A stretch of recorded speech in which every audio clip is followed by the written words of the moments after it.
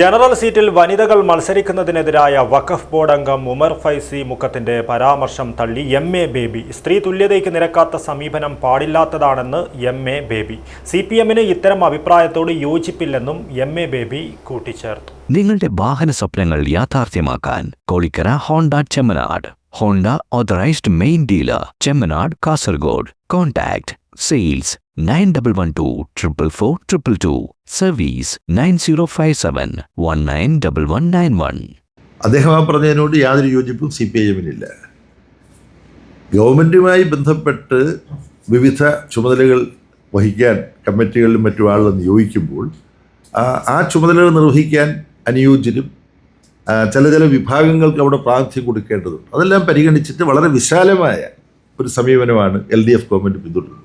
ഒരു ഇടുങ്ങിയ സമീപനമല്ല. പാർട്ടി നിലപാടുമായി ചേർന്ന് നിൽക്കുന്നവരെ മാത്രം ഇത്തരം ഉത്തരവാദിത്വങ്ങളുള്ള കമ്മിറ്റികൾ ഉൾപ്പെടുത്തുക എന്നുള്ളതല്ല പാർട്ടിയുടെ സമീപനം. ആ സമീപനത്തിലാണ് അദ്ദേഹത്തെ കൊണ്ടുവന്നത്. രണ്ട്, അദ്ദേഹത്തിൻ്റെ നിലപാടിലുള്ള സ്ത്രീ തുല്യതയ്ക്ക് നിരക്കാത്ത സമീപനം, അതെൻ്റെ മാന്യ സുഹൃത്ത് ചൂണ്ടിക്കാണിച്ചത് ഞാൻ അംഗീകരിക്കുന്നു.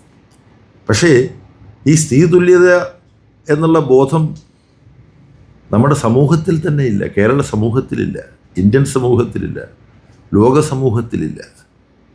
നിങ്ങൾ മാധ്യമപ്രവർത്തകർക്കിടയിൽ എത്ര സ്ത്രീകളുണ്ട്? അപ്പോൾ അവിടെ സ്ത്രീ പ്രാതിനിധ്യം അനുവാദത്തിലെടുക്കാൻ പറ്റുമോ എന്നുള്ള ചോദ്യം ഞാൻ അത് ശരിയാണ്. പക്ഷെ പുരുഷന്മാരെല്ലായിടത്തും ദൃശ്യരാണ്, അവരെല്ലായിടത്തും ഉണ്ടാവും. ഇക്കാര്യത്തിൽ കുറച്ച് ശ്രദ്ധിക്കുന്ന ഒരാളാണ് ഞാനെന്ന് ഞാൻ അവകാശപ്പെടുകയാണ്. അവകാശവാദങ്ങൾ ഉന്നയിക്കുന്ന ഒരാളല്ല ഞാൻ. അതൊരു ഇമ്മോഡസ്റ്റിയാണ് ഞാൻ എങ്ങനെയാണെന്നല്ല. പക്ഷേ ഇത് ലജ്ജയില്ല, ഞാൻ അവകാശപ്പെടുകയാണ്. എവിടെയോ തൊട്ടടുത്ത ദിവസമാണ് എന്തോ പ്രകാശനത്തിൻ്റെ ഘട്ടം നോക്കിയപ്പോൾ മുൻനിരയിലുള്ള എല്ലാ ആണുങ്ങളാണ്. അപ്പം രണ്ടാമത്തെ നിരയിൽ സ്ത്രീകളിരിപ്പോൾ ഞാൻ പറഞ്ഞാൽ അവരിങ്ങോട്ട് ഇങ്ങോട്ട് പോവാ, മുമ്പോട്ട് പോവാ.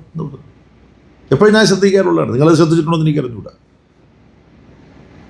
അതിൻ്റെ പേരിൽ ആരോപണങ്ങളും ഉണ്ടാകാം എൻ്റെ നേരെ. ഇങ്ങനെ സ്ത്രീകൾക്ക് അവസരം കൊടുക്കാനും ഒക്കെ ഈ താല്പര്യം എടുക്കുന്നത് എന്തുകൊണ്ടാണ് എന്നുള്ളത് വേണമെങ്കിൽ വരാം. പക്ഷെ ഞാനത് ചോദിക്കട്ടെ, ഒന്ന് ചൊറിഞ്ഞു നോക്കിയാൽ പുരുഷാധിപത്യ പ്രവണത ഇല്ലാത്ത എത്ര പേരുണ്ട് നമ്മുടെ കൂട്ടത്തിൽ? അത് ഈ തിരഞ്ഞെടുപ്പിൻ്റെ നാളുകളിൽ വെളിപ്പെടുന്നില്ലേ? ഇടതുപക്ഷ ജനാധിപത്യ മുന്നണിയിൽ സ്ഥാനാർത്ഥികളുടെ കൂട്ടത്തിൽ 18 പേര് വനിതകളാണ്. UDF-ലോ 12 പേരേ ഉള്ളൂ, അല്ലേ?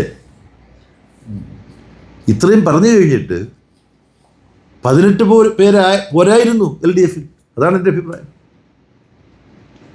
പാർട്ടിയിൽ നിന്ന് കൂടുതൽ സ്ത്രീകളെ വനിതകളുടെ സ്ഥാനാർത്ഥികളാക്കി നിർത്തണമായിരുന്നു. ഇത്രയും പറഞ്ഞു കഴിഞ്ഞിട്ട് ഞാൻ നിങ്ങളോട് ചോദിക്കട്ടെ, ചെറുപ്പകാലം മുതൽ